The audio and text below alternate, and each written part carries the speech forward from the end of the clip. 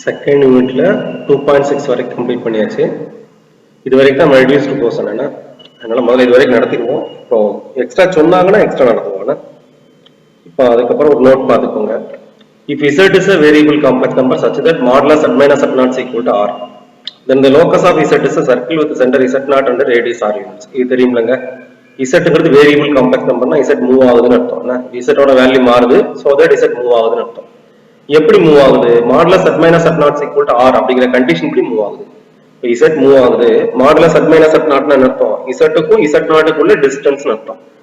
எப்பவுமே ரெண்டு complex number minus பண்ணி மாடுலஸ் கண்டுபிடிச்சா டிஸ்டன்ஸ் கிடைக்கும். இப்போ z-க்கும் z0க்குள்ள டிஸ்டன்ஸ் வந்து எதுவா இருக்கிற மாதிரி, ஆறா இருக்கிற மாதிரி z நகடுது. அப்படி நகண்டா என்ன கிடைக்கும்? இது நம்ம ஏற்கனவே சொல்லியிருக்கோம். z0 ஃபிக்ஸ் பண்ணிக்கோங்க, z மூவ் பண்ணுங்க. எப்படி மூவ் பண்ணுங்க? z0க்கும் z-க்குள்ள டிஸ்டன்ஸ் ஆல்வேஸ் ஆறா இருக்கிற மாதிரி மூவ் பண்ணுங்க. அப்படி மூவ் பண்ணா உங்களுக்கு என்ன கிடைக்கும்? அந்த லோகஸ் ஆஃப் z ஒரு சர்க்கிளாக இருக்கும். அப்போ ஒரு பிக்சட் பாயிண்ட்ல இருந்து சேம் டிஸ்டன்ஸ்ல, கான்ஸ்டன்ட் டிஸ்டன்ஸ்ல ஒரு காம்ப்ளெக்ஸ் நம்பர் மூவ் ஆச்சுன்னா என்ன கிடைக்கும்? சர்க்கிள் கிடைக்கும். இது நம்மளுக்கு தெரியும்.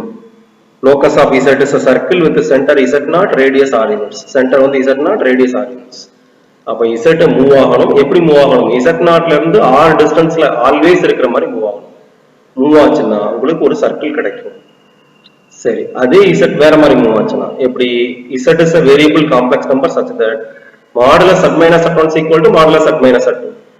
Then the locus of z என்ன அப்படின்னு பார்க்க போறோம். modulus z minus z1 னா z-க்கும் z1க்கும் உள்ள distance. modulus z minus z2 னா z-க்கும் z2க்கும் உள்ள டிஸ்டன்ஸ். நல்லா புரிஞ்சுக்கோங்க. ரெண்டு காம்ப்ளெக்ஸ் நம்பரை மைனஸ் பண்ணி மாடுலஸ் எடுத்தாலே டிஸ்டன்ஸ் அர்த்தம். அப்ப z1ல இருந்து z-க்குள்ள டிஸ்டன்ஸும் z2ல இருந்து z-க்குள்ள டிஸ்டன்ஸும் சேமா இருக்கும். ஈக்குவல்னு போட்டிருக்கா, சேமா இருக்கும். அப்போ ரெண்டு காம்ப்ளெக்ஸ் நம்பர்ல இருந்து சேம் டிஸ்டன்ஸ்ல z மூவ் ஆகுது. z தான் வேரியபிள் காம்ப்ளெக்ஸ் நம்பர். z1 இங்க இருக்கு, z2 இங்க இருக்கு. இப்போ z நகழுது. எப்படி நகழுது? Modulus z minus z1 is equal to modulus z minus z2. இந்த கண்டிஷன் படி நகழுது. அப்ப z1ல இருந்து z-க்குள்ள டிஸ்டன்ஸும் z2ல இருந்து z-க்குள்ள டிஸ்டன்ஸும் சேம். அப்ப z1ல இருந்தும் z2ல இருந்தும் சேம் டிஸ்டன்ஸ்ல z நகழுது. அப்ப z-ங்கிறது கண்டிப்பா இதுல எப்படி இருக்கணும்னா மிட் பாயிண்ட்ல இருக்கணும். ரைட்டா? z மிட் பாயிண்ட்ல இருந்தா தான் இங்க இருந்து இங்க உள்ள டிஸ்டன்ஸும் இங்க இருந்து இங்க உள்ள டிஸ்டன்ஸும் சேமாக இருக்கும். அப்போ முதல்ல ஃபர்ஸ்ட் ஆஃப் ஆல் z வந்து இந்த z1 z2 ரெண்டு காம்ப்ளெக்ஸ் நம்பரை சேர்க்கிற லைனுக்கு மிடில்ல இருக்கணும். மிடில்ல இருந்தா அது மிட் பாயிண்ட் அர்த்தம். சரி, இப்போ z நகடணும் இல்லையா? z-ங்கிறது வேரியபிள் காம்ப்ளெக்ஸ் நம்பர். எப்படி நகடணும்? ஸ்ட்ரைட்டா நகடணும். சப்போஸ் இங்கிட்டு சாஞ்சிருச்சு லைன் வச்சுக்கோங்களேன், z இங்கிட்டு வந்துருச்சுன்னா இந்த டிஸ்டன்ஸ் கூடிடும், இந்த டிஸ்டன்ஸ் கம்மியாயிடும். சப்போஸ் z இங்கிட்டு சாஞ்சிருச்சு, இந்த லைன் இப்படி ஸ்ட்ரைட்டா இல்லாம இப்படி சாஞ்சிருச்சுன்னு வச்சுக்கோங்க. சப்போஸ் z இங்க நிக்குதுன்னு வச்சுக்கோங்க, z1க்கு z-க்குள்ள டிஸ்டன்ஸ் கம்மியா இருக்கும், z2க்கும் z-க்குள்ள டிஸ்டன்ஸ் அதிகமாயிடும். அப்ப இங்கிட்டு சாஞ்சா இந்த டிஸ்டன்ஸ் கூடிடும், இங்கிட்டு சாஞ்சா இந்த டிஸ்டன்ஸ் கூடிடும். அப்போ z மூவ் ஆகுது, அப்படி ஸ்ட்ரைட்டா மூவ் ஆகும். நல்லா புரிஞ்சுக்கோங்க. z மூவ் ஆகணும். எப்படி மூவ் ஆகணும்? z1ல இருந்தும் z2ல இருந்தும் ஆல்வேஸ் சேம் டிஸ்டன்ஸ்ல மூவ் ஆகும். அப்போ z வந்து இப்படி ஸ்ட்ரெயிட் லைன்ல மூவ் ஆகணும். அப்படின்னா சரியா வரும். அது போக கரெக்டா மிட் பாயிண்ட்ல போகணும். மிட் பாயிண்ட் இருந்தா தான் இங்க இருந்தும் சேம் டிஸ்டன்ஸ் வரும். மிட் பாயிண்ட் வழியா போகணும். அது போக ஸ்ட்ரைட்டா இருக்கும். ஸ்ட்ரைட்டா இருந்தா எவ்வளவு இங்க எவ்வளவு டிகிரி இருக்கும்? 90 டிகிரி இருக்கும். அப்போ மிட் பாயிண்ட் வழியா போச்சுன்னா அதுக்கு பேர் பைசெக்டர் அப்படின்னு பேர். பைசெக்டர்னால ஈக்குவலா பிரிக்கிறது, அதுக்கு பேர் பைசெக்டர். ஸோ மிட் பாயிண்ட் வழியா பாஸ் பண்ணிச்சுனாலே அதுக்கு பேர் பைசெக்டர். பெர்பெண்டிகுலரா இருந்துச்சுன்னா பெர்பெண்டிகுலர் பைசெக்டர் அர்த்தம். அப்போ அந்த z மூவ் ஆகிற பாத் இருக்கு இல்லையா, லோகஸ், அது என்னவா இருக்கும்? ஒரு பெர்பெண்டிகுலர் பைசெக்டரா இருக்கும். எதோட பெர்பெண்டிகுலர் பைசெக்டர்? z1ஐயும் z2ஐயும் சேர்க்கிற லைன். z1ஐயும் z2ஐயும் சேர்க்கிற லைனுக்கு இது என்னவா இருக்கும்? ஒரு பெர்பெண்டிகுலர் பைசெக்டரா இருக்கும். அந்த லைனோட மிடில்ல போகும், அது போக பெர்பெண்டிகுலரா இருக்கும். அப்போ z வந்து ஒரு பிக்சட் பாயிண்ட்ல இருந்து சேம் டிஸ்டன்ஸ்ல மூவ் ஆச்சுன்னா சர்க்கிள். ரெண்டு பிக்சட் பாயிண்ட்ல இருந்து சேம் டிஸ்டன்ஸ்ல மூவ் ஆச்சு அப்படின்னா அது perpendicular bisector of those two complex numbers. அதான் இங்க சொல்லியிருக்கேன். புரிஞ்சுக்க ட்ரை பண்ணுங்கன்னா, if z is a variable complex number such that modulus z1 minus z minus z1 is equal to modulus z minus z2, then the locus of z is the perpendicular bisector of the line joining z1 and z2. z1ஐயும் z2ஐயும் சேர்க்கிற line இருக்கு இல்லையா, அதோட perpendicular பைசெக்டராக இருக்கும்.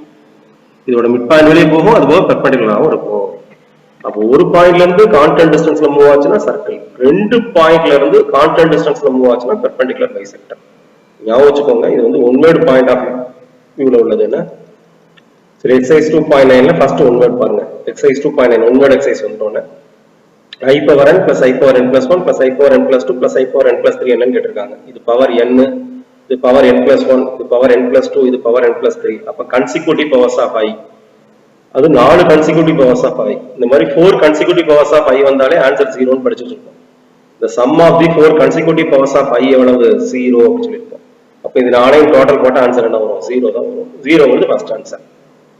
ஆனா நீங்க check பண்ணிக்கணும் மேல consecutive பவரான்னு பாத்துக்கணும். n n+1 n+2 n+3 இப்ப கன்சிக்யூட்டிவ் பவர் தான்.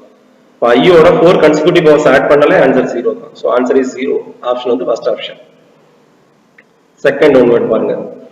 The value of summation n is equal to 1 to 13 I power n plus I power n minus 1 என்ன அப்படி கேட்டிருக்காங்க. இதோட டோட்டல் எவ்வளவுன்னு கேட்டிருக்காங்க. n ல இருந்து 13 வரை 1 ல இருந்து 13 வரைக்கும் ஆட் பண்ணணும். சரி பாப்போம். summation n is equal to 1 to 13 I power n plus I power n minus 1 இது ரெண்டு சம்மேஷனா பிரிச்சுடுவோம். summation n is equal to 1 to 13 I power n plus summation n is equal to 1 to 13 I power n minus 1 பிரிச்சுக்கலாம். உடனே plus தானே, முதல்ல இந்த summation அதுக்கு அடுத்து இந்த சம்மேஷன் போட்டுக்கலாம். இப்போ n க்கு 1 போட்டா I power 1, 2 போட்டா I power 2, 3 போட்டா I power 3, எது வரைக்கும் போடணும்? 13 வரைக்கும் போடணும். ஸோ I power 13 வரைக்கும் வேணும்.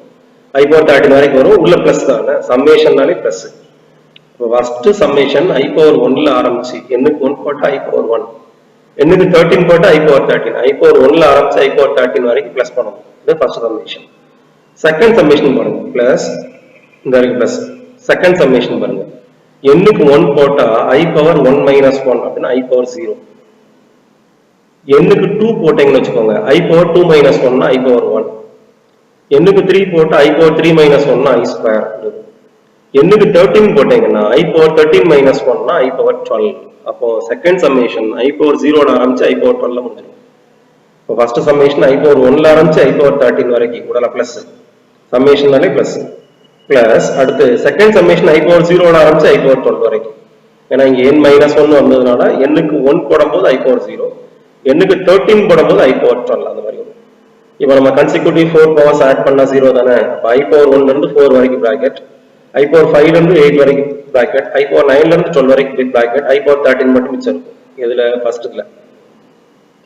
அடுத்து செகண்ட் இதுல I power 0 அப்படின்னா 1 ன்னு எடுத்தோம்னா I power 0 னாலே 1. அப்புறம் I யோட 4 கன்சிக்யூட்டிவ் பவர்ஸா சேர்ப்போம். I power 1 ல இருந்து 4 அதுக்கு ஒரு பிராக்கெட், I power 5 ல இருந்து 8 அதுக்கு ஒரு பிராக்கெட், I power 9 ல இருந்து 12 அதுக்கு ஒரு பிராக்கெட். ஃபர்ஸ்ட் இதுல I power 0 ங்கிறது 1 என்னங்க மறந்துடக்கூடாது. செகண்ட் இதுல I power 13 மட்டும் மிச்சம் இருக்கு. 4 ஆ பிராக்கெட் போட்டா I power 1 ல இருந்து 4 வரைக்கும், 5 ல இருந்து 8 வரைக்கும், 9 ல இருந்து 12 வரைக்கும் பிராக்கெட் போட்டா I power 13 மிச்சம். செகண்ட் இதுல I power 0 க்கு பதிலா 1 ன்னு போட்டு மீதி உள்ளதுக்கு பிராக்கெட் போடுறேன். ஏன் நாலு டைமா பிராக்கெட் போடுறேன் அப்படின்னா உங்களுக்கு தெரியும் sum of 4 consecutive powers of I வந்து 0. அப்போ ஃபர்ஸ்ட் டேர்ம்ல என்ன ஆகும்? I power 1 ல இருந்து 4 வரைக்கும் ஆட் பண்ணா ஒரு 0, 5 ல இருந்து 8 வரைக்கும் ஆட் பண்ணா இன்னொரு 0, 9 ல இருந்து 12 வரைக்கும் ஆட் பண்ணா இன்னொரு 0. அதுபோக இது மட்டும் மிச்சம் I power 13. 0 plus 0 plus 0 plus I power 13 இருக்கு. செகண்ட் இதுல பாத்தீங்கன்னா 1 அப்படி இருக்கு. I power 1 ல இருந்து 4 வரைக்கும் ஆட் பண்ணா 0, 5 ல இருந்து 8 வரைக்கும் ஆட் பண்ணா 0, 9 ல இருந்து 12 வரைக்கும் ஆட் பண்ணாலும் 0. சரிங்களா? I power 1 ல இருந்து எல்லாமே பாசிட்டிவ் கன்சிக்யூட்டிவ் பவர்னே வச்சுக்கோங்க. I power 1 ல இருந்து 4 வரைக்கும் 0, 5 ல இருந்து 8 வரைக்கும் 0, 9 ல இருந்து 12 வரைக்கும் 0. ஃபர்ஸ்ட்ல 0 எல்லாம் விட்டீங்கன்னா I power 13 மட்டும். செகண்ட் இதுல 1. சோ 1 plus I power 13 இல்ல I power 13 plus 1 எப்படி நினைச்சுக்கோங்க. 1 அப்படி ஃபர்ஸ்ட் போட்டுக்கலாம். I power 13 னா எவ்வளவு? I power 4 power 3 into I power 1. I power 4 power 3 I power 12. அதோட ஒரு I சேர்த்தா I power 13. I power 13 னா I power 12 into I power 1 போட்டுக்கலாம். I power 12 I I power 4 power 3 ன்னு போட்டுக்கலாம். ஏன் I power 4 power 3 ன்னு போடுறோம்? I power 4 is 1. So 1 power 3 into I. 1 power 3 னா 1 தானே. So 1 into I is I. So what is the value of I power 13 அப்படின்னா I. So I power 13 க்கு பதிலா I ன்னு போட்டுக்கலாம். இந்த 1 அப்படியே இங்க இருக்கு. அப்போ 1 plus I. அப்போ what is the value of this summation? 1 plus I. 1 plus I ங்கிறது எத்தனாவது ஆப்ஷனா இருக்கு? ஃபர்ஸ்ட் ஆப்ஷனா இருக்கு. அப்ப இந்த மாதிரி சம்மேஷன் கொடுத்தாங்கன்னா நீங்க எழுதிக்கணுங்க. எழுதிட்டு 4 பவர்ஸ் ஐயோட கன்சிக்யூட்டிவ் 4 பவர்ஸ் ஆட் பண்ணா 0 அந்த கான்செப்டை யூஸ் பண்ணலாம். இந்த ஃபர்ஸ்ட் சம்மேஷன் 1 ல இருந்து 13 வரைக்கும், செகண்ட் சம்மேஷன் பவர் 0 ல இருந்து 12 வரைக்கும். நீ ஞாபகம் வச்சா போதும்ல. ஹோம்வொர்க் பாருங்க. இன்னைக்கு செஞ்ச 5th சம் இருக்கு இல்லையா, அதை பார்க்காம செய்யுங்க. அப்புறம் ஷோ தட் 4th சம்முக்கு கிரியேட்டிவ் சம் கொடுத்துருக்கேன். Show that the following equation represent a circle and find its center and radius. ஒரு 3 ஈக்குவேஷன் இருக்கு. அந்த 4th சம் மாடலை செய்யணும்னா இத modulus z minus r naught equal to r அந்த மாடலை கொண்டு வரணும். z க்கு முன்னாடி நம்பர் இருந்தா காமன் எடுத்துறணும். கூட பிளஸ் இருந்துச்சுன்னா மைனஸா காமன் எடுத்து போட்டுக்கணும். அந்த ஃபோர்த் சம் மாடல் இருக்குல்லங்க, அதே மாதிரி ட்ரை பண்ணுங்க. இங்க 3 காமன் எடுத்தா இங்க Z வரும், இங்க 3 காமன் எடுத்தா 2 வரும். அங்க 3 இல்லைன்னா 1/3 போடணும்னு அதை மறந்துடக்கூடாது. இதை கரெக்டா என்ன ஃபார்ம்ல எழுதணும், Z minus Z naught equal to R எழுதுனா அந்த Z naught தான் சென்டர், R தான் ரேடியஸ். ஸோ இது ஃபோர்த் சம் மாடல்ல செய்யணும். இதையாவது கரெக்டா செய்யுங்க. என்னங்க நிறைய கேர்லெஸ் மிஸ்டேக் விடுறீங்க, என்ன பண்ண போறேன்னு தெரியல. அதனால கொஞ்சம் கேர்ஃபுல்லா உட்காந்து வீடியோ நல்லா கவனிங்க. கவனிச்சா புரியாம இருக்க சான்ஸே கிடையாது. ஆனா கிளியரா அண்டர்ஸ்டாண்ட் பண்ணிட்டு கான்சென்ட்ரேஷனோட செய்யுங்க, மிஸ்டேக் வராது. தேங்க்யூ.